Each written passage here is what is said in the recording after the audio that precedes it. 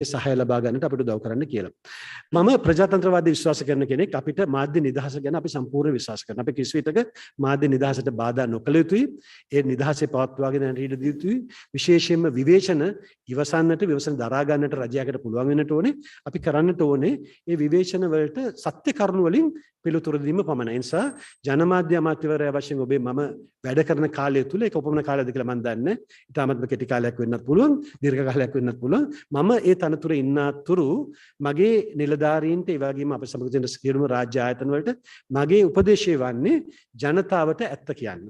ජනතාවට සත්‍ය තොරතුරු දෙන්න. ජනතාවට තීරණය කරන්න දෙන්න හරි දේ කුමක්ද වැරදි දේ කුමක්ද කියලා. මගේ උපදෙස මෙතෙක් පහුගිය දින කිහිපෙම මම ඒ ආයතන ප්‍රධානීන් හම්බුණා. විවිධ නිලධාරීන් හම්බුණා. මේ හැම කෙනෙකුට කිව්වේ ඔබේ වගකීම ආණ්ඩුව ආරක්ෂා කිරීම නෙවෙයි, ඔබේ වගකීම රට ආරක්ෂා කරන එකයි කියලා. මම අපි සියලු දෙනාම කැබිනට් මණ්ඩලෙත් අද ඉන්න සියලු දෙනාම තරුණ කැබිනට් මණ්ඩලයක් අපි සියලු දෙනාම විශ්වාස කරන්නේ ඒකයි. මේ රට රැකගෙන ඉදිරියට යාම තමයි අපි සියලු දෙනාගේම අවශ්‍යතාව වන්නේ. ඉතින් මම මෙතනින් එහාට මේ ගැන කතා කරන්නේ ඔබෙන් ඉදිරිපත් වෙන ප්‍රශ්න වලට අපි උත්තර දෙමු. දැන් අපි කැබිනට් තීන්දුව ගැන ප්‍රකාශ කිරීම පටන් ගනිමු. ඒකේ මම කරුණු දෙකක් ගැන පමණක් කතා කරනවා. ඊට පස්සේ මගේ සහෝදර කැබිනට් ප්‍රකාශක වෛද්‍ය රමේෂ් පතන ගෞරව වෛද්‍ය රමේෂ් පතන මහත්මයා එතනින් පස්සේ පටන් ගන්නෙවි. මම පටන් ගන්න මුලින්ම එක කැබිනට් තීන්දුවක් ගැන මේ මාධ්‍ය වලට අදාළ වන අපි දන්නවා පහුගිය කාලේ අපේ රටේ තිබිච්ච එක විශාල ගැටලුවක් තමයි මට මුග දෙනෙක් සමග කතා කරද්දී දැනගන්න ලැබිච්ච මේ තොරතුරු දැනගැනීමේ තියෙන අපහසුතාව. විශේෂයෙන් මම පහුගිය දිනවල රජයේ පවණක් නෙවෙයි පෞද්ගලික අංශයේත් ආයතන ප්‍රධානීන් ඒ වගේම මාධ්‍යවේදීන් සමග කතා කරනකොට හැමදෙන්නම කිව්වා අපිට රජයෙන් තොරතුරු ලබා ගැනීමේදී හරියාකාර ක්‍රමවේදයක් නැහැ. ඒ නිසා සමහර වෙලාවට අපි යමක් ගැන කතා කරනකොට අපි සත්‍ය තොරතුරු අරගෙනද කරන්නේ නැද්ද කියලා හරියට දන්නේ නැහැ කියන එක. ඒ නිසා ඊයේ කැබිනට් මණ්ඩලයට මම යෝජනාවක් කරා අපි මේ සතියකට වරක් පවත්වන මේ කැබිනට් මණ්ඩල තීන්දුව දැනුම් දීමටත් විටින් විට පවත්වන මාධ්‍ය රැස්වීම් වලට අමතරව සතියේ දින 7ම ඔබ වෙනුවෙන් මේ ස්ථානයේ මාධ්‍ය සාකච්ඡාවක් පවත්වන්නට. මේ මාධ්‍ය සාකච්ඡාවට අපි බලාපොරොත්තු වෙනවා ඒ අවස්ථාවල අවස්ථානුකූලව රටේ තියෙන ගැටලු ප්‍රශ්න අනුව අපිට වැදගත්මයයි හැඟෙන අමාත්‍යාංශවල අමාත්‍යවරුන් ලේකම්වරුන් ඔවුන්ගේ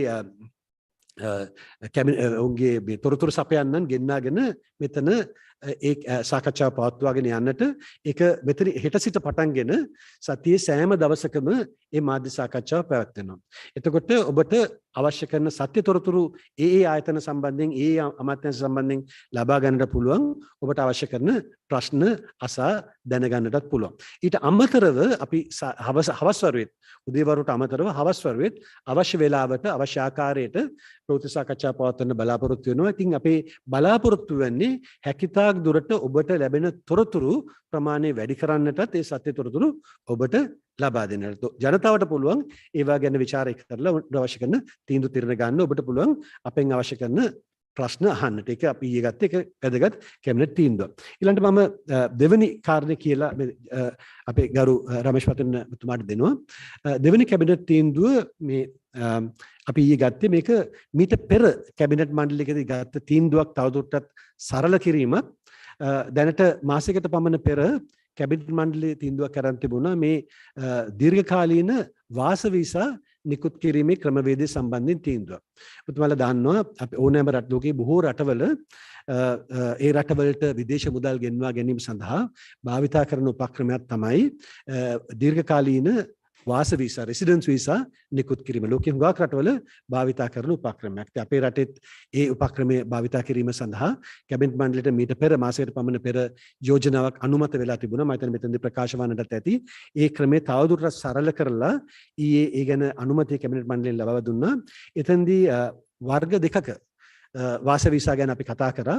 පළවෙනි එක තමයි ඔබතුමාලා දන්නවා ලංකාවේ මේ වෙලාවේ මේ සහාධිපත්‍ය මහල් නිවාස විශාල ප්‍රමාණයක් ඉදිවෙමින් පවතිනවා.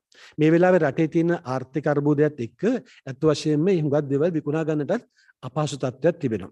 අපේ රටේ ආර්ථිකයට තාමත්ම සක්‍රියව දායක වන ක්ෂේත්‍රයක් වන කන්ස්ට්‍රක්ෂන් ඉන්ඩස්ට්‍රි එක. ඒ ඉදිකිරීමේ කර්මාන්තයට ඒවා විකුණා ගන්නට බැරි වුණොත් ඒක තවදුරටත් මේ ආර්ථික අර්බුදය තීව්‍ර කරන්නට හේතුවක් වන්නට පුළුවන්. ඒ නිසා මේ මහල් නිවාස සඳහා විදේශ මුදල් විදේශ ආයෝජන ඇද ගැනීම සඳහා අද ඊයේ කැබිනට් මණ්ඩලයෙන් තීන්දුව කරා ඇමරිකානු ඩොලර් 75000 සිට ඉහළට 1,50,000 2,00,000 දක්වා කොටස් 3කට කඩලා ඒ සහාධිපත්‍ය නිවාස මිලදී ගන්නා විදේශිකයන් සඳහා වසර 5 සිට 10 දක්වා දීර්ඝ කාලින වීසා නිකුත් කිරීමට. ඒක පළවෙනි තීන්දුව. දෙවෙනි එක තමයි අපිට යම්කිසි විදේශිකයෙකුට ලංකාවට ඇවිල්ලා ලංකාවේ ඇමරිකානු ඩොලර් ලක්ෂයක් තැන්පත් කරන්න පුළුවන් නම් ඒ තැන්පත් කරන අයටත් අවුරුදු 10ක වාස වීසා ලබා දෙන්නට ඊයේ කැබිනට් මණ්ඩලයේදී තීන්දුව කරා. මම හිතනවා මේකත් මේ වෙලාවේ අපේ රටේ තියෙන විශාල ඩොලර් අර්බුදයටත් යම්කිසි ආකාරයක සහනයක් වේවිය කියලා. මම දැන් බාර දෙනවා මගේ සහෝදර කැබිනට් සමස් ප්‍රකාශක ගරු වෛද්‍ය රමේෂ් පාතිරණ මැතිතුමාට ඉතුරු ටික කරගෙන යන්නට කියලා. සුබ උදෑසනක් වේවා ඔබ සියලු දෙනාටම. අද කැබිනට් තීන්දුව දැනුම් දීමේ මාධ්‍ය සාකච්ඡාවට අපත් සමග සම්බන්ධ වී සිටින වර්තමාන නව ජනමාධ්‍ය කටයුතු පිළිබඳ ගරු අමාත්‍ය ආචාර්ය නාලක ගොඩහේවා මැතිතුමන්ගෙනුත් රාජ්‍ය ප්‍රවෘත්ති අධ්‍යක්ෂ ජෙනරාල් ආචාර්ය මොහන් සමරනායක මැතිතුමා ඇතුළු මාධ්‍ය වේදිකවත් ඔබ සියලු දෙනාට අවසරයි. ඒ වගේම මම ප්‍රථමයෙන්ම සුබ ප්‍රාර්ථනා කරනවා අපේ නව ජනමාධ්‍ය අමාත්‍ය ආචාර්ය නාලක ගොඩහේවා මැතිතුමන්ට එතුමන්ගේ කටයුතු සාර්ථකව කරගෙන යාමට අවශ්‍ය ශක්තිය ධෛර්ය වාසනාව ලැබේවා කියන කාරණය. එතුමන් විසින් දරුම් දුන් කැබිනට් තීන්දුවට අමතරව ඊයේ කැබිනට් මණ්ඩල රැස්වීමේදී ලබාගත් තවත් තීන්දුව කිහිපයක් පිළිබඳව ඔබතුමාලා දැනුවත් කිරීමට කැමැතියි. එහිදී විශේෂයෙන්ම දැනට ශ්‍රී ලංකාවේ පවතින ආර්ථික සමාජීය තත්ත්වය අනුව නිරන්තරයෙන් සාකච්ඡාවට බඳුන් කරුණක් හැටියට වර්තමාන ආණ්ඩු ක්‍රම ව්‍යවස්ථාවට අවශ්‍ය සංශෝධන ඉදිරිපත් කිරීම පිළිබඳව යෝජනාවක් ගරු අග්‍රාමාත්‍ය මහින්ද රාජපක්ෂ මැතිතුමන් විසින් කැබිනට් මණ්ඩලයට ඉදිරිපත් කරා. එහිදී 19 වන සහ 20 වන ආණ්ඩු ක්‍රම ව්‍යවස්ථා සංශෝධනයන් පදනම් කරගෙන වඩාත් සුදුසු 21 වන ව්‍යවස්ථා සංශෝධන පනත් කෙටුම්පතක් සකස් කිරීම පිණිස කැබිනට් මණ්ඩලය ඊයේ අවසර ලබා දීලා තිබෙනවා. එහිදී රට තුළ වර්තමානයේ පවතින ආර්ථික සමාජ අර්බුදයට විසඳුම් සෙවීම සඳහා දේශපාලන ආර්ථික සහ සමාජීය ස්ථාවරත්වයක් ඇති කිරීම පිණිස ආණ්ඩු ක්‍රම ව්‍යවස්ථාවට සුදුසු සංශෝධන හඳුන්වා දීමට යෝග්‍ය බව දේශපාලන වෘත්තීය හා සමාජ විවිධ ස්ථාවර ස්තර නියෝජනය කරන පාර්ශ්ව රැසක් විසින් දැනටමත් අවධාරණය කළා තිබෙනවා. මෙතන අත්‍යන්ත සැලකිල්ලටගෙන අග්‍රාමාත්‍යතුමන් විසින් ඉදිරිපත් කරන යෝජනාවේ පහත කරුණු දෙක පිළිබඳව අවධානය යොමු කිරීමට කැබිනට් මණ්ඩලය ඊයේ තීන්දුව කරා. එහිදී 19 වන සහ 20 වන ආණ්ඩු ක්‍රම ව්‍යවස්ථා සංශෝධනයේ සාධනීය කරුණු පදනම් කරගෙන ප්‍රජාතන්ත්‍රවාදී තවදුරටත් ශක්තිමත් කරමින් පාර්ලිමේන්තුවේ වැඩි බලතල පැවැරෙන අයුරින් 21 වන ආණ්ඩු ක්‍රම ව්‍යවස්ථා සංශෝධනය හඳුන්වා දීම පිණිස මූලික පනත් කෙටුම්පතක් සකස් කරමින් නීති කෙටුම්පත් සම්පාදක අවශ්‍ය මඟ පෙන්වීම ලබා දීම පිණිස අමාත්‍ය මණ්ඩල අනුකමිටුවක් පත් කිරීම පළවෙනි කාරණය. දෙවැනි කාරණය හැටියට ඉහත සකස් කරනු ලබන මූලික පනත් කෙටුම්පත දැනටමත් පාර්ලිමේන්තුවේ ඉදිරිපත් වී ඇති ආණ්ඩු ක්‍රම ව්‍යවස්ථා සංශෝධන යෝජනා කෙටුම්පත් සමග සාකච්ඡා කර පොදු එකඟතාවයක් සහිත කෙටුම්පතක් සකස් කර පාර්ලිමේන්තු තේරීම් කාර්යසභාව පත් කොට පාර්ලිමේන්තුවේ ඉදිරිපත් කිරීමට අග්‍රාමාත්‍යතුමාට බලය පැවරීම කියන කරුණු දෙක ඉදිරි ඔබතුමන් දැනටමත් දන්නා පරිදි පෞද්ගලික මන්ත්‍රී යෝජනා දෙකක් දැනටමත් ඉදිරිපත් වෙලා තිබෙනවා 21 වන ආණ්ඩු ක්‍රම ව්‍යවස්ථා සංශෝධනය වෙනුවෙන්. එම කරුණුත් සැලකිල්ලට අරගෙන රාජ්‍ය මගින් ඉදිරිපත් කරන ලබන පනත් කෙටුම්පත සමග සමපාත වන ලෙස මේ රටේ ජනතාවගේ සහ විවිධ අංශයන්හි ඉල්ලීම් වලට ඇහුම්කන් දෙමින් වඩාත් ප්‍රජාතන්ත්‍රවාදී වූ සහ විශේෂයෙන්ම පාර්ලිමේන්තුවට බලය පැවරෙන සහ බලකේන්ද්‍ර දෙකක් නැවත නිර්මාණය නොවන ආකාරයේ සමතුලනයක් ඇතිවන ලෙස අවශ්‍ය එම පනත් කෙටුම්පත් සංශෝධන යෝජනා ඉදිරිපත් කරන්න කැබිනට් මණ්ඩලය තීන්දුව කරා. එහිදී එම ඉදිරි කටයුතු ඉතාම කඩනමින් උදුරු කාලයේදී සිදු වනු ඇති. එම යෝජනාවට අමතරව තවත් යෝජනා දෙකක් පිළිබඳව ඔබතුමාලා දැනුවත් කිරීමට කැමැතියි. එහිදී විශේෂයෙන්ම විවිධ පාර්ශ්වයන් විසින් ඉදිරිපත් කරනු ලබන විදේශ විනිමය සහ බලශක්ති සැපයීම පිළිබඳ මූල්‍ය යෝජනා ඇගීම් පිණිස යාන්ත්‍රණයක් ස්ථාපනය කිරීම, රට වර්තමානයේ මුහුණ දෙන ආර්ථික අර්බුදය පිළිබඳව රටට පිළියම් මේ කරුණට දීර්ඝ කාලීන වශයෙන් සහ මධ්‍ය කාලීන වශයෙන් පිළියම් යෙදීම පිණිස දැනටමත් විවිධ පාර්ශ්ව යෝජනා රැසක් ඉදිරිපත් කරමින් තිබෙනවා. එහිදී මිත්‍රශීලී රාජ්‍යයන්, ජාත්‍යන්තර සැපයුම් කරුවන් සහ දේශීය පෞද්ගලික අංශ විසින් විවිධ ස්වරූපයේ යෝජනා විශේෂයෙන්ම බලශක්ති ක්ෂේත්‍රය ආවරණය වන පරිදිත් මූල්‍ය ක්ෂේත්‍රය ආවරණය වන පරිදිත් යෝජනා රැසක් ඉදිරිපත් කරලා තිබෙනවා. එම යෝජනා සාධනීය යෝජනා පිළිගෙන ඉදිරියට වඩාත් ඉහළ කළමනාකරණයකින් යුක්තව ඉදිරියට ගෙන යාම පිණිස එම යෝජනා සලකා බලා විශ්ලේෂණය කර අනුගමනය කළ යුතු ක්‍රියාමාර්ග පිළිබඳව නිර්දේශ ඉදිරිපත් කිරීම පිණිස අග්‍රාමාත්‍ය ලේකම්තුමන්ගේ ප්‍රධානත්වයෙන් කමිටුවක් පත් කිරීමට කරු අග්‍රාමාත්‍යතුමා ඉදිරිපත් කරන ලද යෝජනාවකට ඊයේ කැබිනට් අනුමැතිය ලබා දීලා තිබෙනවා. වර්තමානයේදී ඔබ සියලු දෙනා දන්නවා මේවා අර්බුදකාරී මොහොතේදී විසඳුම් යෝජනා හැටියට විවිධ මූල්‍ය යෝජනා හැටියට යෝජනා රාශියක් විවිධ පාර්ශ්වයන් ඉදිරිපත් කරන එම සමහරක් යෝජනා තරම් සාධනීය වන නෙවෙයි සාධනීය යෝජනා රසක් ඒ නිසා අමාත්‍ය මණ්ඩල අනු කමිටුවක් පත් කළ තිබෙනවා අග්‍රාමාත්‍ය ලේකම් අනුප්‍රදේශානායක මැතිතුමාගේ ප්‍රධානත්වයෙන් අමාත්‍යාංශ ලේකම්වරු 4 දෙනෙකුගේ සහභාගීත්වයෙන් ඔවුන් අදාළ යෝජනා විශ්ලේෂණය කිරීමෙන් පසුව අදාළ යෝජනාහි ශක්්‍යතාවය පරීක්ෂා කිරීමෙන් පසුව ඉදිරියට කටයුතු කරගෙන යාමට අවශ්‍ය බලය එම කමිටුවට පවරලා දීලා තිබෙනවා. ඊට අමතරව ගරු khනිජ තෙල් බල ශක්ති සහ විදුලි බල අමාත්‍යවරයා හැටියට කාංචන විජේසේකර මැතිතුමන් විසින් 2002 අංක 33 දරන khනිජ තෙල් නිෂ්පාදන විශේෂ විදුලි පනත සංශෝධනය කිරීම සඳහා ඉදිරිපත් කරන ලද කැබිනට් මණ්ඩල පත්‍රිකාවට කැබිනට් අනුමැතිය ලබා දීලා තිබෙනවා. එෙහිදී පසුගිය දිනවල අපිට රටේ ඇතිවෙච්ච තත්ත්වයක් සමග khනිජ තෙල් ආනයනය සම්බන්ධයෙන් සහ බෙදා හැරීම සම්බන්ධයෙන් ගැටලු රාශියක් මතුවලා ජනතා බලවත් අපහසුතාවයට පත් වුණා. එම ගැටලු ඉදිරි කාලයේදී අවම කර ගැනීම පිණිස විශේෂයෙන්ම එරට තෝරාගත් අංශ සඳහා ඔවුන් විසින්ම khනිජ තෙල් ආනයනය කිරීම පිණිස අවශ්‍ය සහයෝගය ලබා දීම විශේෂයෙන්ම විදුලි බල ක්ෂේත්‍රයේ දීවර ක්ෂේත්‍රයේ සහ අපනයන සම්බන්ධ කර්මාන්තකරුවන්ට අවශ්‍ය ඉන්ධන ඔවුන් විසින්ම ආනයනය කර ගැනීම ඇතුළු තෝරාගත් පිරිසක් වෙනුවෙන් එම අනුමැතිය ලබා දීමට අවශ්‍ය සංශෝධන khනිජ තෙල් නිෂ්පාදන විශේෂ විද්‍යාන පනත ඇතුළත් කරන්නට අවශ්‍ය යෝජනාවක් ඉදිරිපත් කළ තිබෙනවා. එහිදී රටේ ආර්ථික ක්‍රියාකාරම් සඳහා ඉන්ධන අවශ්‍ය වන අංශ තෝරාගෙන කික් ක්ෂේත්‍රවලට අවශ්‍ය ඉන්ධන ප්‍රමාණයෙන් තනි වාහනයනය කර භාවිතා කිරීම සහ බලපත්‍රයක් ලබා දීම යෝග්‍ය බව හඳුනාගෙන තිබෙනවා. ඒ වෙනුවෙන් 2002 අංක 33 දරන khනිජ තෙල් නිෂ්පාදන විශේෂ විද්‍යාන පනත සංශෝධනය කිරීමට පනත් කෙටුම්පතක් සකස් කරන ලෙස නීති කෙටුම්පත් සම්පාදකට උපදෙස් ලබා දීමට බලශක්ති ඇමතුමා විසින් ඉදිරිපත් කළ යෝජනාවට තමයි කැබිනට් අනුමැතිය ලබා දීලා තිබෙන්නේ. බොහොම ස්තුතියි. මාධ්‍ය මිත්‍රනි දැන් ඔබේ අවස්ථාව ප්‍රශ්න ඇසීම සඳහා කාලය උපරිම පරිමස්පෙන් ප්‍රයෝජන ගැනීමට අපේ පැරණි ඉල්ලීම මතක් කරනවා වරකට එක් ප්‍රශ්නය බැගින් අහන්න අන් අයටත් අවස්ථාව දීම පිණිස අපේ ලේඛනයේ මුලින්ම සිටින්නේ හසිනී කමෙන්විය ස්වර්ණවාහිනී හසිනී අයිබෝන මිෂතුමා මේ උදේ ගම්පිල මන්ත්‍රීතුමා ආණ්ඩුවට අභියෝගයක් කරනවා පුළුවන් 113 දෙන්නන්න ආණ්ඩු බලය නැහැ බහුතර බලය දැන් ආණ්ඩුවට නැහැ කියන කාරණාව. ඇත්තටම ආණ්ඩුවට පක්ෂපාතීව මේ වෙලාවේ කී දෙනෙක් ඉන්නවද ඇමැතුමා? ඒ සම්බන්ධයෙන් ලේඛනයක් ඔබතුමාලට අතුව තියෙනවද? හසිනී අපට ඇහෙනවා ඔබ ඇහෙනවා මදි. මම ඇහෙනවද? දැන් ඇහෙනවා. හරි. ඇමැතුමා උදේගම්මපිල මන්ත්‍රීතුමා මේ ආණ්ඩුවට අභියෝගයක් කරනවා 113 නැහැ ආණ්ඩුවට දැන් බහුතර බලය නැහැ කියන කාරණාව සම්බන්ධයෙන්. දැන් මේ වෙනකොට ආණ්ඩුවේ බහුතර බලය ගිලිහිලා ගිහිල්ලාද ඔබතුමාලා සතුව ඒ සම්බන්ධයෙන් ලේඛනයක් තියනවාද කී දෙනෙක් ආණ්ඩු පක්ෂයට පක්ෂපාතී කියන එක සම්බන්ධයෙන්? අපි දන්නා තරමට අපි දන්නේ පාර්ලිමේන්තුවේ සිටින විපක්ෂයට අමතරව මට 39 දෙනෙක් කියලා තියෙනවා උන් ස්වාධීන වෙනවා කියලා. ඒ හැරුණු විට කිසිම කෙනෙක් අපි දන්නා තරමට නම් කියලා නැහැ ආණ්ඩුවට විරුද්ධ වෙනවා කියලා. ඉතින් ඒ නිසා මේ වෙලාවේ ඒ කියන ප්‍රකාශය ගැන අපිට කියන්නට බෑ ඒක වැරදිද නිවැරදිද කියලා. උන් සංඛ්‍යා යම්කිසි විධිමත් ක්‍රමවේදයකට ඉදිරිපත් කරාට පස්සේ තමයි අපිට ඒක කියන්නට පුළුවන්. ඒ නිසා ඔබේ ප්‍රශ්නෙට උත්තරේ අපි දන්නා තරමට ඒක නිවැරදිද වැරදිද කියලා කියන්නට හැකියාවක් අපිට නැහැ. ඊළඟට එම් මනෝචිත්‍ර මහත්මිය වීරකේසරි පුවත්පත.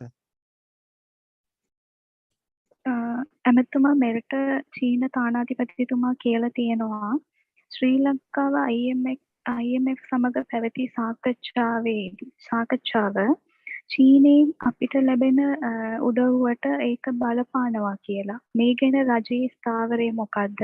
ඊට පස්සේ ජනාධිපතිතුමායි අගමැතිතුමායි ඉල්ලා මේ දොරෙන් ඉවත් වෙන්න ඕනි කියලා තමයි දැන් හැමෝම අහන්නේ. එතකොට එතුමාලාගේ ප්‍රධානත්වයෙන් ඔබතුමාලා දැන් අලුත් කැබිනට් එකට පත් වෙලා තියෙනවා. ඔබතුමාලා මොකද්ද මේ බලාපොරොත්තු වෙන්නේ? මේ ජනතාව ප්‍රතික්ෂේප කරනවනේ ජනාධිපතිතුමා අගමැතිතුමා. ඒක ඔබතුමාලවත් ඒගොල්ලෝ පිළිගන්නේ නැහැ. ඒක ඔබතුමාලාගේ වැඩ පිළිවෙල මොකද්ද? මොකද්ද කරන්න හදන්නේ? බොහොම දීර්ඝ ප්‍රශ්නයක්. මම පළවෙනි ප්‍රශ්නෙට උත්තර දීලා ඉන්නම්. ඔබ ඇහුවේ චීනයේ ස්ථාවරය ගැන.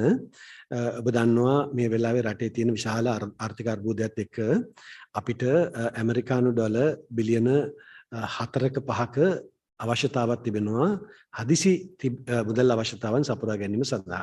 ඒ සඳහා තමයි අලිසාලි ප්‍රී අලුත් මුදල් ඇමතිතුමා ගිහිල්ලා IMF ආයතනයත් සමග සාකච්ඡා කරේ. ඒතෙන්දී එකක් අපි IMF එකෙන් බලාපොරොත්තු වන ආධාර වලට අමතරව මේ රටේ දැනට තියෙන විදේශ සංචිත ඌනතාව නිසා දැනට තිබෙන ණය ප්‍රතිව්‍යුහගත කිරීමේ අවශ්‍යතාවකුත් තිබෙනවා. අපි දැනටම දැනුම් දීලා තියෙනවා අපේ ණය හිමියන්ට අපිට ණය ගෙවීමේ හැකියාවක් නැහැ කියලා. ඒ ණය ප්‍රතිව්‍යුහගත කිරීම ගැන කතා කරන විට අපි දන්නවා අපිට ණය දෙන කඳවුරු කීපයක් තිබෙනවා. එකක් තමයි බටහිර, ඒක අනිත් චීනය වගේ රටවල්. ඒතර බටහිර රටවල් බොහෝ දුරට මේ IMF එකෙන් අපිට දැන් ලැබිලා තියෙන අනුමැතියත් සමග මේ කාරණයට සාධනීය ලෙස සහාය දනට ඉඩ තිබුණත් චීනයේ දැනට දක්වන ස්ථාවරය තමයි ඔවුන් ලෝකේ පුරාම විවිධ රටවලට ණය දීලා තිබෙන නිසා එක රටකට පමණක් ඒ ආකාරයට ණය ප්‍රතිව්‍යුහගත කරන්නට ගියොත් ඒක ඔවුන්ගේ අනෙක් රටවලටත් බලපානවාය කියලා. ඒ නිසා ඔවුන් මේ වෙනුවට යෝජනා කරලා තිබෙනවා ණය ප්‍රතිව්‍යුහගත කරනවා වෙනුවට අපේ දැනට තිබෙන ණය ගෙවීම සඳහා තවත් ණයක් දෙන්නට සූදානම් කියලා. ඉතින් මේක මූලික සාකච්ඡා මට්ටමේ තිබෙන්නේ. මම හිතන්නේ මුදල් ඇමතිතුමා මේ පිළිබඳව සවිස්තරාත්මකව ඉදිරියේදී පාර්ලිමේන්තුවට කරුණු පැහැදිලි කිරීමට නියමිතයි. ඒ වන විට අපිට සත්‍ය තොරතුරු ලබා ගන්න පුළුවන්. දෙවනුව ඔබ කතා කළේ මේ රටේ තිබෙන මේ වර්තමාන දේශපාලන අර්බුදය ගැන. ඒක එතනදී අවසාන තීන්දුව ගත යුත්තේ මම විශ්වාස කරන විදියට පාර්ලිමේන්තුව තුලයි. මොකද මෙතනදී අපි මම මුලින්ම කියලා තියෙනවා මේ රටේ ඉතිහාසයේ පුරාම දේශපාලන අරගල තිබිලා තියෙනවා, දේශපාලන අර්බුද තිබිලා තියෙනවා. ඒවයි වරදක් නැහැ. දේශපාලන අරගල වලින් හැමතිස්සෙම මතුවන්නේ ජනතාවගේ තියෙන පීඩනය, ජනතාවගේ කොටසක් තුළ තිබෙන යම්කිසි ආණ්ඩු විරෝධය. නමුත් ප්‍රජාතන්ත්‍රවාදී රටක් වශයෙන් ආසියාවේ තියෙන පැරණිතම ප්‍රජාතන්ත්‍රවාදී තිබෙන රටක් වශයෙන් මම හිතන්නේ මේ රටේ පැවැත්ම සඳහා අපිට වැදගත් වන්නේ පාර්ලිමේන්තු ප්‍රජාතන්ත්‍රවාදය ස්ථාපිත කරගෙන අපේ ව්‍යවස්ථාවට අනුකූලව ඉදිරියට යන්නේ එකයි. ඒ නිසා ඔය කරුණ වලට අවසාන විසඳුම තිබෙන්නේ පාර්ලිමේන්තුව තුලයි කියලා අපි විශ්වාස කරනවා. අපි ගෞරව රමේෂ් ප්‍රතිනිධිතුමාට කියනවා. ඊළඟ ප්‍රශ්න. අතුල ඇතුළත් මුදලි මහතා ලංකා E-News. අතුල. සුබ උදෑසනක් වේවා ගරු ඇමතිවරණේ. මම අතුල ඇතුළත් මුදලි ලංකා E-News. ඇමතුමනි දැන් අපේ එක එක්කනා විශේෂ එක එක වචන ආරම්භ කරනවා. විදේශ විනිමය නෑ, උද්දමනයක් තියෙනවා. ඒ වගේ ආර්ථික විද්‍යාවේ තියෙන වචන ආරම්භයක් තියෙනවා ඒ රට තුල. ඒක කරන්නේ අපේ ඇමතිවරු, മന്ത്രിවරු ඇතුළු පිරිසක්. නමුත් මේ අපේ සාමාන්‍ය ජනතාවට ওই වචන ආරම්භ වලින් ඇති කිසිම වැදගත්කමක් නැහැ. ඒකට හේතුව මේ වෙනකොට සහල් කිලෝ එකක් රුපියල් 250ක් ඉක්මවාලා ගිහිල්ලා තියෙනවා. නමුත් අසරණ ජනතාවගේ මම පෙනී හිටින්නේ මේ අසරණ ජනතාව වෙන්නේ ජනතාවට කිසිම ආකාරයකින් ඔවුන්ගේ වැටුප වැඩි වෙලා නැහැ. රුපියල් 1200ක් දෛනිකව කුලියක් කරලා ගන්න වැටුපක් ලබා ගන්න පුද්ගලයන්ට මේසා විශාල සහල් ඇතුළු අත්‍යවශ්‍ය පරිභෝජන භාණ්ඩ සඳහා මුදල් වැය කිරීමේ හැකියාවක් නැහැ. මේ අවස්ථාවේ ඔවුන්ගේ බඩගිනි නිවන්න ඔබතුමාලා විශේෂ වැඩපිළිවෙලක් යෝජනා කරලා තිබෙනවද? යම්කිසි මිල පාලනයකට හෝ ගිහින් ඔවුන්ට අවශ්‍ය කරන අත්‍යවශ්‍ය ආහාර ද්‍රව්‍ය ටික ලබා ගැනීමට හෝ අවස්ථාව ලබා දෙනවද? නැතිනම් ඔවුන් බඩගින්නේ මැරෙන්න ඉඩ හරිනවාද? අතුල ඔබතුමා වැදගත් කළ ඉතාම වටිනා සහ කාලෝචිත ප්‍රශ්නයක්. මේ ආර්ථික අර්බුදය හැම මේ රටේ ජනතාව විශාල පීඩනයකට පත් වෙලා තිබෙනවා. අපි සෑම කෙනෙක්ම හොඳින් දන්නා කාරණයක්. මේකට බලපාන ප්‍රධාන කාරණා දෙකක් තුනක් තමයි පසුගියදා ලෝකයේ ඇතිවෙච්ච කොරෝනා තත්ත්වයත් සමග ලෝකයේ සැපයුම් ජාල රාශියක් බිඳ වැටුණා. ඒ හරහා ඇතිවෙච්ච පීඩනය ශ්‍රී ලංකාවට දැනෙනවා. උදාහරණයක් හැටියට අපේ රාජ්‍යයේ බලයට පත් වුණකොට 2019 දී බොරතෙල් බැරලයක මිල තිබුණේ ඩොලර් 62ක් හැටියට. අද ඒක දෙගුණයක් වෙලා තුන ආසන්න වශයෙන් ඩොලර් 113යි පසුගිය සතියේ බොරතෙල් බැරලයක මිල. එහි ඒක ඍජුවම මේ රටේ ජනතාවට වෙනවා. ඒක ජනතාවට දරාගත නොහැකි පීඩනයක්. ඒ වගේම පොහොර තිරිඟු පිටි ඇතුළු ද්‍රව්‍ය වල මිලත් ආසන්න වශයෙන් දෙගුණයක් වැඩි වෙලා තිබෙනවා. එහි පීඩනය රටේ ජනතාවට දෙනවා. මොකද අපි රටේ සියලුම විශේෂයෙන්ම සහල් හැරුණකොට එළවලු සහ පළතුරු හැරුණකොට අනිකුත් සියලුම දේ ශාතිශ බහුතරයක් අපි පාරිභෝජනය කරන ද්‍රව්‍ය පිටරටින් ගෙන්වන්නේ ඩොලර් බිලියන 22ක වාර්ෂික පිරිවැයක් දරමින්. ඒ නිසා එම භාණ්ඩ මිල වැඩිවීම හරහා මේ රට ජනතාව අපහසුතාවට පත් වෙලා තිබුණා. ඒක ප්‍රථම වතාවට දැනුනේ අපේ රටේ ජනතාවට කොරෝනා අර්බුදය හමුවේ. ඒ අවස්ථාවේදී රටේ ආර්ථිකය කළමනාකරණය කරගෙන මේ රටේ දුකටපත් වෙච්ච ජනතාවට අවස්ථා කිහිපයකදීම රුපියල් 5000 බැගින් දීලා බන්නටත් ඒ වගේම මේ කොරෝනා අවධියේදී වුණත් රෝගී ජනතාවට විශේෂ සහන රසක් සලසන්නට කටයුතු කළා. ඉතින් අපි මේ ආර්ථික අර්බුද දෙස නැවත හැරිලා බලනකොට අපේ යම් යම් තීන්දුව අතපසුවීම නිසා යම් පමණකට අපේ ආර්ථික ගැටලුවකට මුහුණ දීලා තියෙනවා. ඒ හරහා මේ වර්තමාන ආර්ථික පීඩනය අපිට දැනෙන්න පටන් ගන්න තිබෙනවා. මේ අවස්ථාවේදීත් අපි මුදල් අමාත්‍ය අලිස් අබ්‍රමැතිතුමා විශේෂ උත්සාහයක් ගන්නවා. අපිට ආධාර කරන බහුපාර්ශ්වීය ආයතන සමග සාකච්ඡා කරමින් විශේෂිත මුදල් ප්‍රමාණයක් මේ ආර්ථික අර්බුදයෙන් වඩාත් පීඩාවට පත් වෙලා තිබෙන ජනතාවට සහන සලසා දීමට අවශ්‍ය ලබා ගැනීම කරන්න. ඉතින් අපි හිතනවා ඉදිරි මාස කිහිපය තුළදී අපිට විශේෂ සහනයක් ඊළඟට වඩාත් පීඩිත ජන කොටස් වලට ලබා දීමට මූල්‍යමය වශයෙන් ලබා දීමට හැකියාව ලැබෙයි කියලා අපි විශ්වාස කරනවා. ඒත් එක්කම ඔබට මතක් කරන්න අවශ්‍යයි සියලුම රජයේ සේවකින්ට අපි ඊට මාස 3කට කලින් 5000ක දීමනාවක් වැඩිපුර ලබා දුන්නා. ඉතින් ඒ සියලු කටයුතු කරන්න හැකියාව ලැබුණේ ආර්ථිකමය වශයෙන් අපි විශාල ගැටලුවකට පසුගිය 2020-21 වසරවල මුහුණ දීලා තිබෙනකොට කියන කාරණා සිහිපත් කරනවා. හැබැයි මේ අවස්ථාවේදී ජනතාව වෙනුවෙන් ලබා දෙන්න පුළුවන් උපරිම සහන ලබා දෙන්නට විශේෂ මැදිහත් වීමක් මුදල් අමාත්‍ය අලිස් අබ්‍රමැතිතුමා අදාළ නිලධාරීන් සමග කරගෙන යනවා. ගගන පෙරේරා මහතා ගුවන්විදුලි සංස්ථාව. ගරු අමාත්‍යවරණය මම විශේෂයෙන් ඔබතුමාලාගෙන් අහන්න කැමතියි රටේ වෙන දේවල් සම්බන්ධයෙන් රටේ ප්‍රශ්න තියෙනවා ඒක ඔබතුමාලත් පිළිගන්නවා මිනිස්සුත් ඒ සම්බන්ධයෙන් කතා කරනවා මහ ජනතාව නියෝජනය කරමින් කෙසේ වුවත් රටේ සිදුවන විවිධ සිදුවීම් සම්බන්ධයෙන් ජාත්‍යන්තර මාධ්‍ය වලට රටේ බහුතර මාධ්‍යයක් සහ විශේෂම එක් යම් මාධ්‍ය ආයතන කිහිපයක් කටයුතු කරන ආකාරයේ ජාත්‍යන්තරයට වැරදි අවබෝධයක් යනවා විශේෂයෙන් මම ඔබතුමාට උදාහරණයක් ගැන කතා කරන්න උගන්ඩාවට අර යවපු එම විශේෂ බහලුම් සම්බන්ධයෙන් කතා කරනකොට ඒ මුදල් ලේඛකය ලංකාවේ තමයි print කරන්නේ ලිලාරු සමාගම විසින්. ඒ තමයි ඩොලර් රෙව්ව එක. එච්චර ඩොලර් ප්‍රමාණයක් ලංකාවේ තියෙනවනම් ලංකාව ගොඩක් පොසත්. මම සම්පති ඔබතුමාගේ වර්තමාන ජනමාධ්‍ය අමාත්‍යවරයා විදිහට මම කැමතියි ඔබතුමාගෙන් දැනගන්න මේ සම්බන්ධයෙන් ඔබතුමාලා කොහොමද පැහැදිලි කරන්නේ? ඔබතුමාලා කොහොමද මාධ්‍යයට අනුගමනය කරන්න කොහොමද ඔබතුමාලා මාවත සකස් කරලා දෙන්නේ කියලා ඔබතුමාගෙන් පැහැදිලි ප්‍රකාශයක් ලබා ගන්න කැමතියි. බොහොම ස්තුතියි ප්‍රශ්නෙට. ඇත්තටම මම මගේ මුලින්ම ඔබට ප්‍රකාශ කරපු කැබිනට් තීන්දුව අදාළ වන්නේ අන්නේ කාරණේට. අපි දන්නවා අපේ මාධ්‍ය නිදහස් මාධ්‍ය. ඒ අතර රාජ්‍ය මාධ්‍යයක් තියෙනවා, පුද්ගලික ආයතනක් තියෙනවා. ඒ වගේම අද සමාජ ජාලා හරහා ජනතාවට විවිධ දේවල් sannivedanaya කිරීම තාමත්ම ප්‍රබල මට්ටමක තිබෙනවා. ඉතින් මේ sannivedana වෙන තොරතුරු වල සත්‍ය තොරතුරු වගේම අසත්‍ය තොරතුරුත් තිබෙනවා. සමහරවිට අපි දකින සමාජ ජාලාවල යම්කිසි තොරතුරක් සම්බන්ධයෙන් තවත් කෙනෙක් එක අසත්‍යයි කියලා ප්‍රකාශ කරත් අවසානයේදී හරි දේ කුමක්ද කියලා ජනතාවට දැනගන්නට විදියක් නැහැ. ඒ නිසා මම ජනමාධ්‍ය අමාත්‍යවරයා වශයෙන් වැඩබාර ගත්තට පස්සේ මේ වන විට සාකච්ඡා කරලා තියෙනවා අපේ කණ්ඩායම සමග අපේ තොරතුරු සැපීමේ ක්‍රියාවලිය පුළුවන් තරම් වර්ධනය කරන්න. ඒ අනුව තමයි අපි තීන්දුව කරන් තියෙන්නේ සතියේ දවස් 7ම අපේ අමාත්‍යාංශය හරහා ප්‍රවෘත්ති සාකච්ඡාවක් තියලා ඒ අවස්ථාවේ වැදගත්ම දේවල් සම්බන්ධයෙන් ජනතාවට අවශ්‍ය කරන තොරතුරු ලබා දෙන්නට. ඒතකොට අපේ මාධ්‍යවේදීන්ට පුළුවන් ප්‍රශ්න අහලා ඒවා පිළිබඳ තවදුරටත් නිවැරදි කරගන්නට.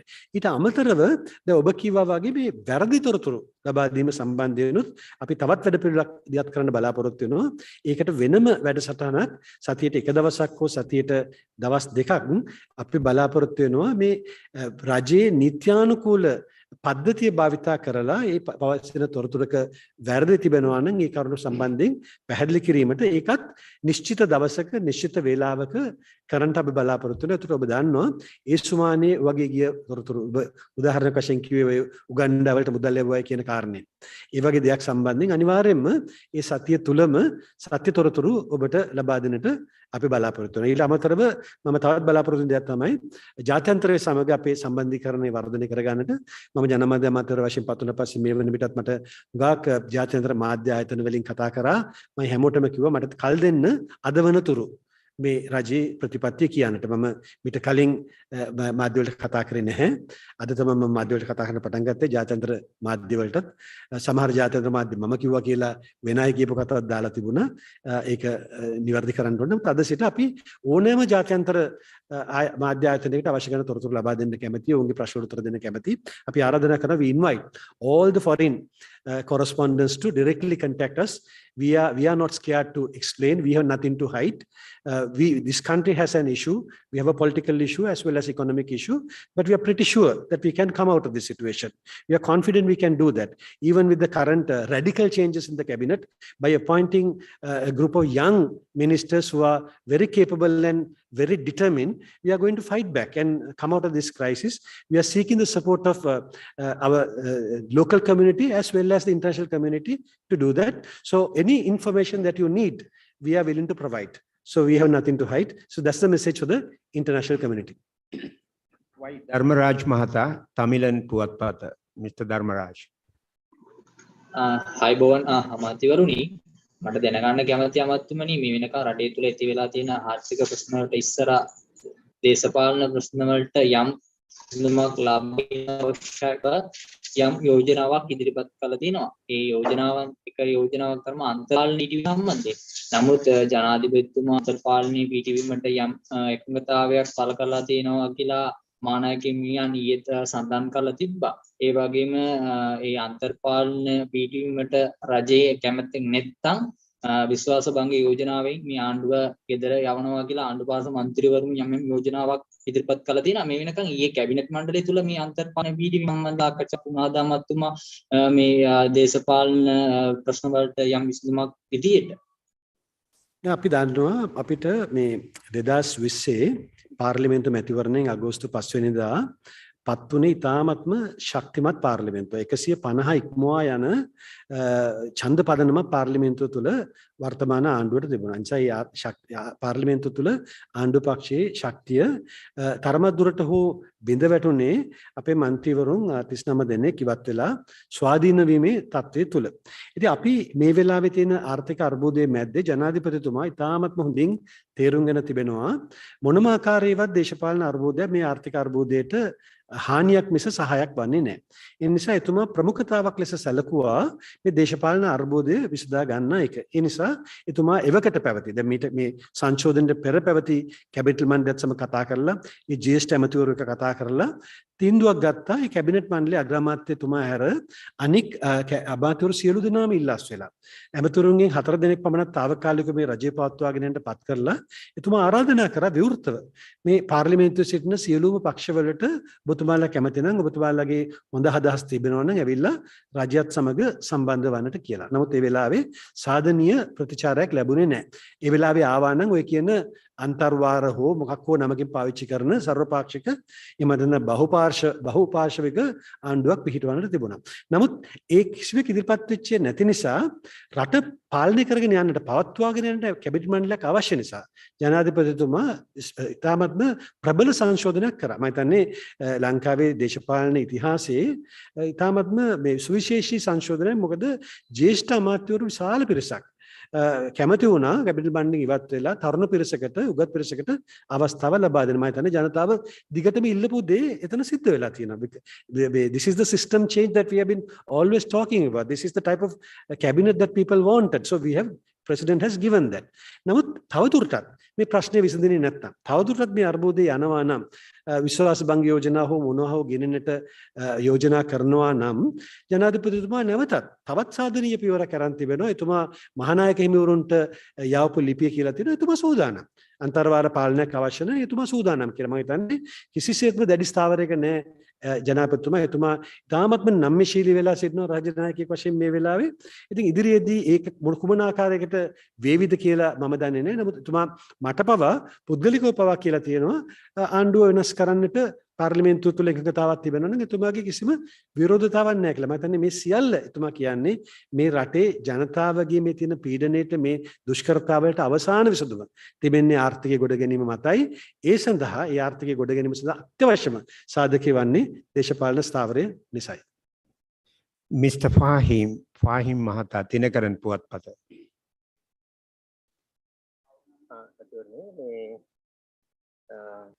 පාස්තු ප්‍රකාරයෙන් මේකේ ඇයට සාධාරණයක් ඉටු කරන ලෙස පාප්පවංශයේ ඉල්ලලා තිබුණා. දැන් මේ සිද්ධිය පිටිපස්ස කුමන්ත්‍රණය තියෙනවා කියලා කාර්යතුමා දිගින් දිගට කියනවා. මේ පරීක්ෂණ දෙන්න වෙනකොට කොයි මට්ටමේ තියෙනවද දන්නේ නැහැ. පසුගිය දිනක අපේ ආරක්ෂක ලේකම්තුමා පොලිස්පතිතුමා ඇතුළු පොලිස් මාධ්‍ය ප්‍රකාශක ඇතුළු මේ සිද්ධියට සම්බන්ධ වන රාජ්‍ය නිලධාරීන් විශාල පිරිසක් වාඩි වෙලා මේ සම්බන්ධයෙන් දීර්ඝ ප්‍රවෘත්ති සාකච්ඡාවක් පවත්වලා අවශ්‍ය කරන තොරතුරු සියල්ලම වගේ ලබා දීලා තිබෙනවා. මේ කාරණේ නැවත නැවත මේ රටේ සාකච්ඡා වෙච්ච කාරණයක්. රජයක් වශයෙන් මට වගකීමෙන් කියන්න පුළුවන් මම ජනාධිපතිතුමා සමගත් පුද්ගලිකව පවා මේ සම්බන්ධයෙන් ඊයේ පෙරේදත් කතා කරපු නිසා රජයට කිසිම අවශ්‍යතාවක් නැහැ කිසිම දෙයක් වසන් කරන්න. ඒක තාමත්ම පැහැදිලි. නමුත් මේ සම්බන්ධයෙන් දුර්මත තිබෙනවා. ඒක තාමත්ම පැහැදිලි. අපේ යම්කිසි අඩුපාඩුවක් වෙලා තිබෙනවා නම් ඒ අඩුපාඩු වෙලා තිබෙන්නේ මේ කාරණේ සම්බන්ධයෙන් sannivedanaye මත රජයේ පැත්තෙන් මීට වඩා කාර්යක්ෂම සිදුවිය යුතු තිබුණා විය හැකියි. ඉතින් ඒ නිසා ඉදිරියේදීත් අපි බලාපොරොත්තු වෙනවා මේ සම්බන්ධයෙන් සත්‍ය තොරතුරු ජනතාවට ලබා දෙන්නට තවත් රැස්වීම් තියලා ඒ වගේම කාර්යතුමාට පවා අපි සූදානම් තව දුරටත් තොරතුරු අවශ්‍ය නම් තොරතුරු ලබා දෙන්නට අවසානයේ සංගවන්නට කිසිවක් නැහැ. සංගවල රජයට අත් කරගන්නට දෙයක්වත් නැති වර්තමාන තත්ත්වය තමයි රජයේ ස්ථාවරය කියලා තියෙනවා. නමුත් ඒ පිළිගන්නේ නැති කොටසකුත් ඉන්නවා. ඉතින් මේ මත සියල්ල දුර්මත සියල්ල නිවැරදි කිරීම සඳහා මේ සාකච්ඡාව ඉදිරියටම යන්නට ඕනේ. Mr. Shihar Anis, Economy Next. Mr. Anis. Thank you, Mr. Mannaka. I just want to ask you now, we are talking about a crisis. This crisis did not come overnight.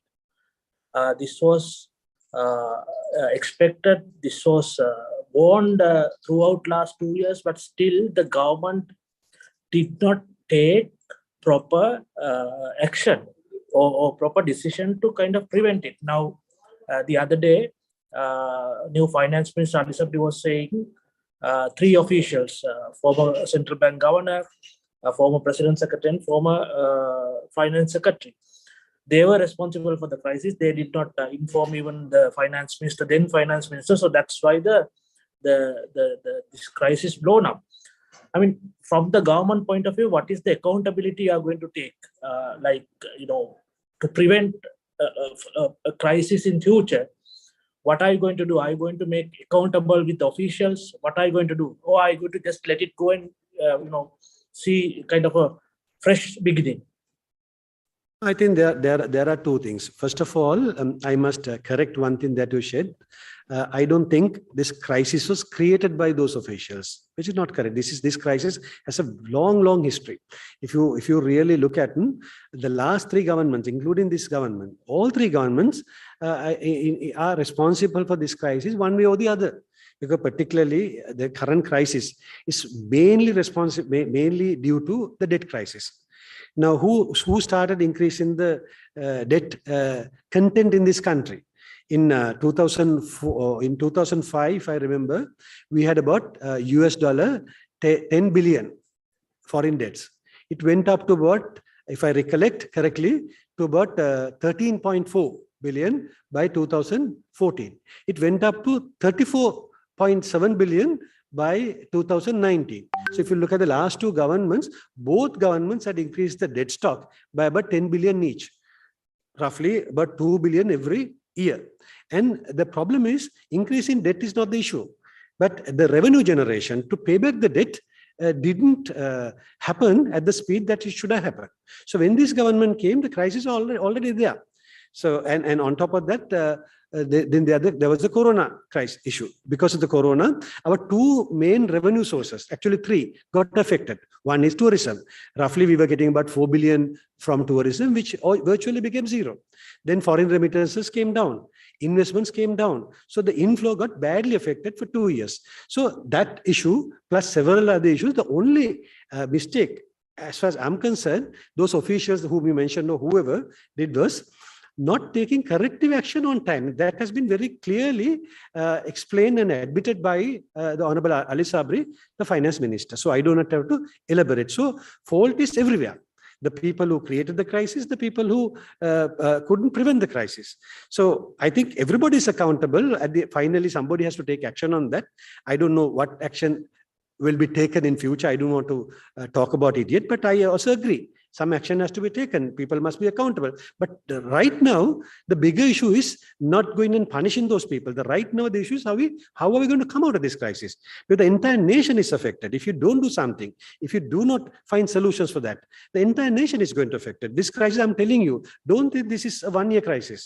Now, Honorable Ali Sabri has been explaining, Governor has been explaining, Treasury Secretary has been explaining how we are seeking funds to meet today's challenge, this year's challenge. Believe me, it is not the end. Next year, it's going to come the same way. The year after is the same way. Every year from this point onwards until 2026, we have to pay something like $5 billion debts every year. It is not going to come down. It's going to only increase. So if you don't increase our revenue sources, we are going to be in serious trouble in time to come. So I think the bigger crisis is how we are going to face this situation and come out. Then we will be, at the same time, let's talk about accountability also, because that also cannot be ignored. සම්පත් දිසානායක මහතා සිරස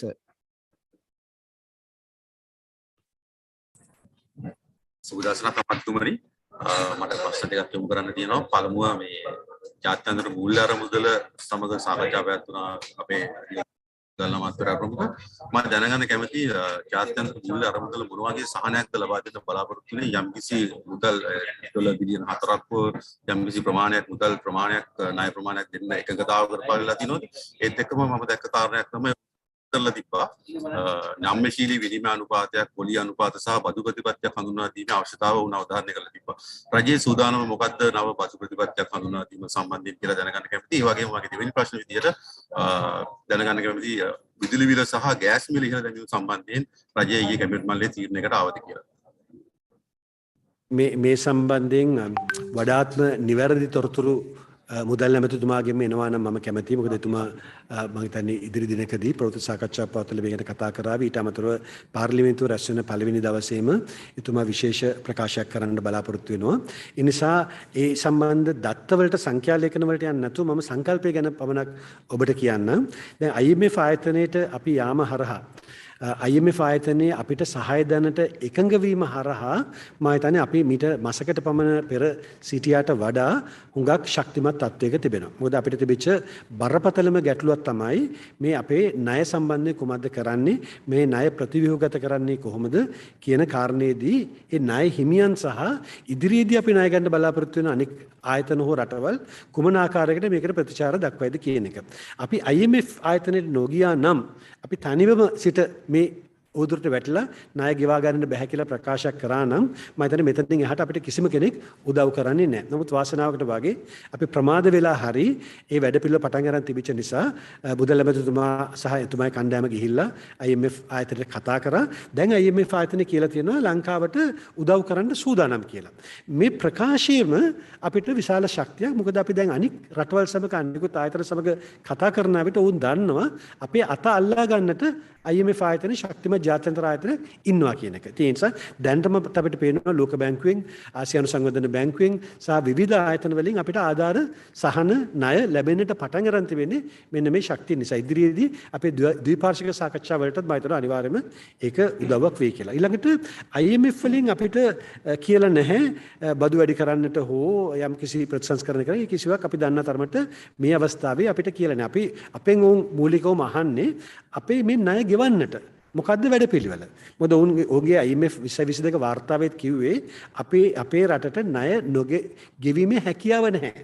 There's no debt sustainability. තිරසාර ණය ගෙවීමේ හැකියාවක් නැහැ කියන එක තමයි ඔවුන් කිව්වේ. ඉතින් ඔවුන් අපිට කියලා දෙනවා අපි කැමැති ඔබට උදව් කරන්නට. හැබැයි ඔබ අපිට වැඩසටහනක් ඉදිරිපත් කරන්න කොහොමද මේ ණය ගෙවන්නේ කියලා. එතකොට දැන් මේක අපේ රට තුළ කැබිනට් මණ්ඩලය අපේ රටේ ඉදිරිපත් කිරීමේ නියමිත ආර්ථික විශේෂඥගේ කමිටුව අදාළ නිලධාරීන් සියලු දෙනාම කතා කළේ වැඩපිළිවෙල ඉතාමත් ඉක්මනට ඉදිරිපත් කරන්න ඕනේ. ඒ අනුව අපිට IMF ආයතන කියාවි මොන ආකාරයට උන්ට ඉදිරියේදී ණය ලබා දෙන්නේ කියලා. හැබැයි ඒ සඳහා මූලික එකඟතාව මේ වෙනට ඇවිල්ලා තියෙනවා. ඉතින් බදු වැඩි කිරීම හෝ අනික් කිසිවක් සම්බන්ධයෙන් මේ වන විට තීරණයක් නැහැ. ඒවා ඉදිරියේදී අපිට කතා කරලා ගන්න වෙන තියෙනවා. සන්ත සිරිමාන මහතා ඔබේ ආයතනයේ නම සඳහන් කරන්න.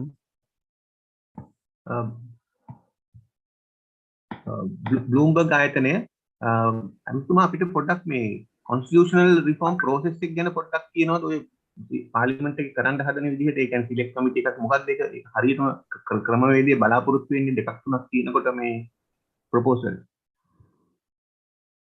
අපි දන්නවා අපේ ජනාධිපතිතුමාගේ ප්‍රතිපත්ති ප්‍රකාශය ඉදිරිපත් කරන විට ඒ වගේම පාර්ලිමේන්තු මැතිවරණයට අපි ඉදිරිපත් වෙන විට එතුමා පොරොන්දුවක් දීලා තිබුණා ව්‍යවස්ථාවේ සම්පූර්ණ වෙනස්කම සඳහා අලුත් ව්‍යවස්ථාවක් සඳහා එතුමා මේ පොරොන්දුවක් දුන්නා. ඒ අනුව ඒ සම්බන්ධයෙන් කොමිටුවක් පත් කරලා ඒ කොමිටුව වැඩ කටයුතු කරගෙන යනවා. ඒ කොමිටුව ඉතාමත්ම පාරදර්ශී විදියට ජනතාව සම්බන්ධ කරගෙන ජනතාවගේ මතය විමසමින් මේ කාරණේ කරන නිසා තමයි මේකට කාලයක් ගත වෙලා තිබෙන්නේ. ඒ කාරණේ කෙරීගෙන යද්දී අපි දන්නා මෑත කාලීනව සම්පූර්ණ ව්‍යවස්ථාවේ සංශෝධනයක් ගැන නෙවෙයි යම් විශේෂිත කරුණු කීපයක් පිළිබඳ මතවාදයක් පාර්ලිමේන්තුව තුලත් එළියට ගොඩනැගෙන්නට පටන් ගත්තා. ඒ අනුව මේ වන විට පාර්ලිමේන්තුවට මේ පුද්ගලික පනත් දෙකක් ඉදිරිපත් වෙලා තියෙනවා. එකක් විජේදාස රාජපක්ෂ මැතිතුමා විසින් ඉදිරිපත් කරපු පුද්ගලික මන්ත්‍රීවරයෙකු ඉදිරිපත් කරපු මේ පනත් කෙටුම්පත, ඒ වගේම සමගි ජන බලවේගයේ මගින් ඉදිරිපත් කරපු පනත් කෙටුම්පත, මේ දෙකම ඉදිරිපත් වෙලා තිබෙනවා. ඒව සම්බන්ධයෙන් කටයුතු කරන ක්‍රමවේදය පාර්ලිමේන්තුවේ තිබෙනවා. ඊට අමතරව ඊයේ කැබිනට් මණ්ඩලයේදී වර්තමාන කැබිනට් මණ්ඩලයත් තීන්දුව කරා මේ 19 වෙනි ව්‍යවස්ථා සංශෝධනය සහ 20 වෙනි සංශෝධනයේ තියෙන සාධනීය කරුණුත් අරගෙන මේ ජනතාව අතර සාකච්ඡා වන ගැටලුත් විසඳීම සඳහා අර ගරු රමේෂ් පතන මැතිතුමා කිව්වා වගේ කැබිනට් අනු කොමිටුවක් පත් කරලා ඒ සම්බන්ධයෙන් වැඩපිළිවෙලක් ආරම්භ කරන්න. ඒක කරන්න හේතුව තමයි අර පුද්ගලික පනත් කෙටුම්පත් ආවහම ඒවා ක්‍රියාත්මක කරන්න බොහෝ කාලයක් යනවා. ඒක තමයි පාර්ලිමේන්තු ක්‍රමවේදය. නමුත් රජයේ විසින් සංශෝධනයක් ගේනවා නම් ඒක ඊට වඩා වේගෙන් කරන්න පුළුවන්. ඒ නිසා අපි තීන්දුව කරා රජයේ විසින්ම මේ වැඩපිළිවෙල ආරම්භ කරන්නට. ලහිරු දොළොස්වැල මහතා නිවුස් කට. Yes. The German ambassador, he has said that he was amazed after he saw how peaceful the protest movement was in Sri Lanka. He compared it to the fall of the Berlin Wall and how those protests were. And the Prime Minister has also invited the protesters who are at the goal face to come in for a dialogue as well. But it's rather disappointing to see the police deploying barriers, but that's all right, but barriers with spikes and all that. Like in those medieval days, it's very dangerous as well. So recently an individual also died in Abukkana, and the international media is also converging upon Sri Lanka as well. So what measures have the government taken to ensure the safety of the protesters? Lahiru, as the government, since His Excellency the President came into power, he specifically demarcated a place for the demonstrators, if you could remember. So we are a government that would protect and uphold the democratic values of this country. As Honorable Nalaka Godeha mentioned, we are the country with longest history of democracy in the region. So the people's rights would be protected. We are very concerned about all the democratic and civic rights of the people of this country. But on the other hand, certain times these protests, certain elements become violent. So the police certain times have to take precautionary methods to ensure that they protect the vital institutions and so the people of the country. That's why they are adopting certain measures, but that is not to harm the people, but also to protect the country and its people. Mr. Amal Jayasinghe, AFP. Mr. Amal Jayasinghe. Thank you, Mohan. This is a question I don't know which minister can answer. It's about the legality of the finance minister, and actually maybe by extension to the new media minister also. According to our constitution 47(2)(b), once a minister addresses the president declaring his intention to resign, then actually he goes and he has to be reinducted, or he has to be reappointed, and he has to take his oaths again. We've seen that in 1996 with Mr. Anuruddha Ratwatta, who basically announced his resignation, and then he had to be sworn in again before the Prime Minister. So in that kind of that situation, that's what the Constitution says. So did these two ministers, were they actually reappointed? Were they sworn in again? What is the exact legal status of these two ministers? I don't know about Honorable Ali Sabri. In my case, I never announced and I just tried to submit my resignation to the president. He did not accept. He did not even put his hand into that. So that ended there. So that is why I never made any statements. That's like a private meeting. I was trying to resign. He didn't accept. So I do not think, I'm not a lawyer. I don't think this applies because that has already been accepted. I don't know the situation with Honorable Ali Sabri. Nayana, be ආයතනයේ නම සඳහන් කරන්න.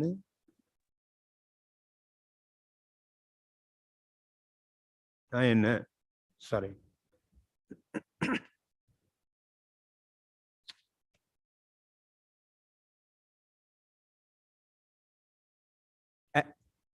අපට ඔබ ඇහෙන්නේ නැහැ.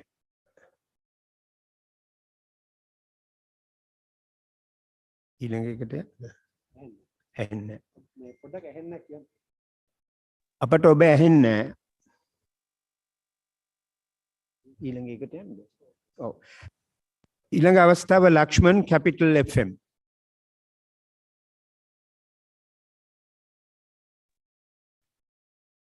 ආයුබෝවන් එම්තුමා ඇහෙනවද? ඇහෙනවා. ඇහෙනවද? ඔව්. එම්තුමා මම කැමති මේ ගෑස් මිල වැඩි කරන්න මේ යෝජනාවක් ඉදිරිපත් කරලා තියෙනවා මේ 5170 පාට වැඩි කරනවා කියලා. ඒක කියන මේ කැබිනට් මණ්ඩලයේ තීරණයෙන් පස්සේ මේ තීරණය කරනවා කියලා තිබ්බ. ඒක කියන මොනවද තීරණය කරන් තියනවද? දෙවෙනි එක මේ අද මේ මාසයේ සහ අනිත් මාසයට මේ පන්දා දීමනාව දෙනවා කියලා මේ හිටපු මුදල් ඇමතුමා පොරොන්දු වෙලා තිබ්බා. ඒක කියන මේ ස්ථාවරය මොකද කියලා දැනගන්න කැමතියි. මේ සම්බන්ධයෙන් ලක්ෂන් ලිට්‍රෝ ගෑස් සමාගම දැනටමත් ඉල්ලීමක් කරලා තිබෙනවා ඔවුන්ගේ පිරිවැය විකුණුම් මිල සහ මිලදී ගැනීම මිල ඇතුළු කරුණු කාරණා සැලකිලිට ලබාගෙන ආයතනයේ මූල්‍ය ස්ථායීතාවය පවත්වාගෙන යාම වෙනුවෙන් මිල වැඩි කිරීමක් කරන්න කියලා ඔවුන් ඉල්ලීමක් කළා තුන. හැබැයි දැනට එම මිල වැඩිවීම ලබා දීලා නැහැ. අද දිනය තුලදී එහා සම්බන්ධ වාර්තා පරිශීලනය කිරීමෙන් පසුව සහ ආනයන වියදම් සලකා බැලීමෙන් පසුව තීන්දුවක් ගැනුණු ඇති. ඒ සම්බන්ධයෙන් ලිට්‍රෝ ගෑස් සමාගම ජනතාව දැනුවත් කිරීමට කටයුතු කරයි. දෙවැනි කාරණය සම්බන්ධයෙන් මෙම 5000ක මුදලක් ලබා දීම පිළිබඳව දැනට ආණ්ඩුව තීන්දුවක් ගෙන නැහැ. නමුත් ලෝක බැංකුව මේ පීඩාවටපත් ජනතාව වෙනුවෙන් සහන සැලසීමට ඉදිරිපත් වෙලා තිබෙනවා. ඒ කටයුතු මුදල් අමාත්‍යාංශ හරහා සම්බන්ධීකරණය කරනවා. මම කලින් සඳහන් කර පරිදි මේ අර්බුදය හරහා විශාල පීඩාවකටපත් වෙලා තිබෙන සමාජයේ අඩු ආදායම් ලබන ස්තරවල සිටින ජනතාවට සහන ලබා දෙන්නට අනිවාර්යයෙන්ම ඉදිරියේදී රජය කටයුතු කරනවා. දැන් අවස්ථාව මෙහි පැමිණ සිටින මාධ්‍යවේදීන් කවරෙකුට ප්‍රශ්න ඇසීමට නම සඳහන් කරන්න ආයතනයත් සමගයි. I'm Sandhu Jayasek from the Daily Mirror. We have not. Mr. Minister, the chorus, wide and loud, heard from all over, not only from Sri Lanka. 22 million people of Sri Lanka and those Sri Lankans living abroad. The chorus is Vota and Mahinda go home. I don't think you can contain or restrain this, especially the political crisis, as long as they leave the two top politicians of the government of the country to leave them. And if the crisis continues, the political, social, and economic crisis continue, no investors come to Sri Lanka, no foreigners, tourists come to Sri Lanka, and as long as the agitation or protest against the government and mainly against the Rajapaksa family go, I don't think there will be a solution to this huge, unprecedented crisis in this country. So why President and Prime Minister go? Why don't they go? Why don't they so reluctant to do this? Then if they 99% of the cases will be over if they leave. I told you Sri Lanka is one of the oldest democracies in this country. And I think we all must respect democracy. I as a citizen, I'm sitting here because I believe in democracy, and it must be the same for you. If people can change a president and a prime minister by demonstrating outside the presidential secretariat, that is what you call anarchy. And who is going to run the country? Who is going to look after the problems of the people? Who is going to bring diesel? Who is going to bring petrol? Who is going to provide gas? Who is going to provide medicine? The country has to be managed. For that, there has to be a government. For that, there has to be a cabinet. So if president or the prime minister has to be changed, the provisions are clearly provided in the constitution. The constitution says how to change the prime minister. Constitution says how to change the president. Let's adapt those procedures, not anything outside the procedure, sir. I don't think any one of us should encourage that, because you can do it today, but you will regret for the whole of your life. Yes, Mr. Minister, that there are provisions in the constitution to form an interim government and replace the president. Now, in 1993, when President Premdas was assassinated, Division came in and he took oath as the president, executive president. And like that, in the same way, the parliament can choose. Of course, there's no some politician as president, and the parliament can also form an interim government. Can I answer? Yes, of course. Sure. That is why there's a parliament. Inside the parliament, there are different views. Parliament is there for people to debate, express their ideas. At the end of the day, parliament decides by majority. So in the parliament, there are different views. Finally, at the moment, the government has the majority. So when the government has the majority, you can't ask the prime minister to go. You can't ask the president to go. So first of all, the parliamentary majority has to change. So let's wait whether something is going to be changed. No, we were of the opinion. I was of the opinion. I'm still of the opinion. For the current crisis, the solution is having a government which comprises of as many parties as possible. That is what I call interim government. And president also has told the same thing. So they will see how it can be done. Without majority in the parliament, nobody can ask the prime minister or president to go. If the president has to be removed, there's impeachment process that somebody has to go through. So then let people go through that. You can't just say the president must go. Just through demonstration, you can't do, sir. And you may aware that the SJB and the 11 party alliance are, so we all they are going to show the majority. Of course, let's wait. Let us wait. Let us wait. මම Sajith net FM රේඩියෝවෙන් අමතමින් දැන් මේ වෙනකොට අපි දන්න කාරණේ තමයි අත්‍යවශ්‍ය භාණ්ඩවල මිල එන්න ඉහළ යනවා. හැබැයි මේක කිසි පාලනයක් නෑ. තියෙනවා ආයතනයක් පාරිභෝගික අධිකාරිය කියලා. හැබැයි මේ ආයතනයෙන් කිසි කියන්නේ මිල පාලනයක් අපි මිල පාලනයේ කාලයකට කලින් ඉවත් කරා. හැබැයි ඊට පස්සේ කිසි දෙයකට මිල පාලනයක් මේ දක්වා යොදලා නැහැ. මේ තත්ත්වයක් එක්ක කියන්නේ මේ විදිහට කියන්නේ ඉන්ධන මිල වැඩි වෙනකොට ඩොලර් එක ඉහළ යනකොට මේ විදිහට මිල වැඩි කරන්න ආණ්ඩුවක් රජයක් අවශ්‍ය නැහැ නේ අමාත්‍යතුමනි. මේකට වැඩපිළිවෙලක් නැද්ද? නඳුන් වෙළඳපොළ ආර්ථික ක්‍රමය යටතේ මේක ඉල්ලුම සහ සැපයීම පිළිබඳ ප්‍රධාන ගැටලුවක් මතුවලා තිබෙනවා. ඒක තමයි අතරම පසුගිය කාල සීමාව පුරාම අපි ඔබට කිව්වා ලෝකේ පුරාම සැපයුම් ජාලා බිඳ වැටලා තිබෙනවා. අවාසනාවට අපේ රටේ නිෂ්පාදන ක්‍රියාදාමෙහි පසුබෑමක් ඇති වෙලා තිබෙනවා. ඒ හරහා ඇතිවන ගැටලු නිසා තමයි විශේෂයෙන්ම මේ වෙළඳාම සම්පූර්ණයෙන්ම රාජ්‍ය පාලනයෙන් බැහැරව තමයි පසුගිය කාලේ පුරාම විවෘත ආර්ථික ක්‍රමයක් එක්ක පැවතිලා තිබෙන්නේ. ඉතින් රටේ අවාසනාවට වගේ මෙම කිසිම පාලනයක් නොමැතිව හිතුමනාපේ තමුන්ගේ බඩු මිල වැඩි කරන්නට තොග වෙළඳ මහතුරු නැතුළු සමහර ආනයනකරුවන් ක්‍රියා කළා තිබෙනවා. ඒකට ප්‍රතිකාරම හැටියට අපි පසුගිය කාලේ ක්‍රියාත්මක කරන සමහර වැඩසටහන් යම් පවණකට අක්‍රිය වුණ ඔබට මතක ඇති. උන් බඩු සංගවන්න පටන් ගත්තා. අපි මේ පාරිභෝගික ආරක්ෂණ අධිකාරිය තුළ ආයතන හරහා කටයුතු මෙහෙවනකොට ඒ හරහා ජනතාව වඩාත් අපහසුතාවයටපත් වුණා. හැබැයි මේ දෙකම පරිපාලනය කරගත හැකි වඩාත් යහපත් ක්‍රමවේදයක් පිළිබඳව වර්තමාන වෙළඳ අමාත්‍ය ශ්‍යාන් සේබසිංහ මැතිතුමා අවධානය යොමු කළා තිබෙනවා. ඒ සමගම පාරිභෝගික ආරක්ෂණ අධිකාරිය හරහා වඩාත් යහපත් යාන්ත්‍රණයක් ක්‍රියාත්මක කළා. මේ අනවශ්‍ය බඩු මිල වැඩිවීම පාලනය කරන්නට අවශ්‍ය කටයුතු ඉදිරියේදී කරන්න බලාපොරොත්තු වෙනවා. සඳහන් කරා මේ රෙසිඩෙන්ස් වීසා සම්බන්ධයෙන්. දැන් මේකෙදි දැන් පිට රටක කෙනෙක් ලංකාවට එන්න ඒකට විශේෂයෙන් මේ මහල් නිවාසවල ඉන්න නම් ඒ අයට ප්‍රධාන කාරණා විදුලිය ගෑස් වගේ මේ දේවල් සහ මේ ඉන්ධන මේ දේවල් ගැනීමේ හැකියාවක් තියෙන්න ඕන. පෝලිං වල ඉඳලා ඒ දේවල් ගන්න කිසිම කෙනෙක් ඔය වගේ සල්ලි මේක මුදලක් වියදම් කරගෙන ලංකාවට එන්නේ නැහැ. ඒ දේවල් වලට කියන්නේ රෙසිඩෙන්ට් වීසා දෙන්න ඒ දේවල් වලට කලින් මේ ප්‍රශ්න විසඳලා ඉන්න ඕන නේද? මම හිතන්නේ අපි දැන් ප්‍රතිපත්තියක්නේ අනුගමනය කරලා තිබෙන්නේ. ඉතින් ප්‍රතිපත්තිය අනුගමනය කරන එක අපි කල් දාන්නේ නැතුව දැන් අපි ප්‍රතිපත්තියේ තීන්දුව කරන් තිබෙනවා. ඊට පස්සේ එන පුද්ගලයා තීන්දුව කරાવી එයාට එන්න ඕනේද එන්න ඕන මොන වෙලාවේද මම හිතන්නේ අපි ඒ ගැන වාද කරමින් මේ වැඩේ ප්‍රමාද කරන්න ඕනේ කියලා.